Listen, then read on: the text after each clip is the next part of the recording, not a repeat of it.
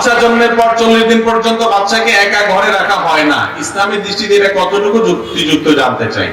বাচ্চা জন্মের পর 40 দিন বাচ্চাকে একা রাখা হয় না, ঠিক আছে? তো এখানে তো ইসলামের দৃষ্টিকোণ না, এখানে বিষয়টা হলো বাচ্চা জন্মের পর একা একা রাখলে তো বিপদ হতে পারে, একা একা রাখবে কেন তাকে? কিন্তু কেউ যদি এটা মনে করে যে বাচ্চা জন্মের পর 40 দিন পর্যন্ত তার সাথে কেউ না কেউ থাকতে হবে, 1 মিনিটের জন্য তাকে এক কক্ষে আলাদা রাখা যাবে না, তাহলে সেটা ভুল। এই কথা কোরআন হাদিসে কোথাও নাই, এটা কুসংস্কার। কথা কি বুঝাতে পারছি? বাকি এমনি বাচ্চার যাতে কোনো বিপদ না হয়, তার জন্য অসুবিধা না হয়, সেজন্য তার আশেপাশে কেউ না কেউ থাকা, এটা তো ঠিক আছে। এটার সাথে সাধারণ বিবেকের প্রশ্ন জড়িত, ইসলাম নয়, ইসলামের বিষয় না এটা। আমরা বাচ্চার সেফটির জন্য, নিরাপত্তার জন্য তার আশেপাশে তার দাদি, নানি, দাদা, খালা বা ফুফু, মা, বাবা কেউ না কেউকে রাখার চেষ্টা করি।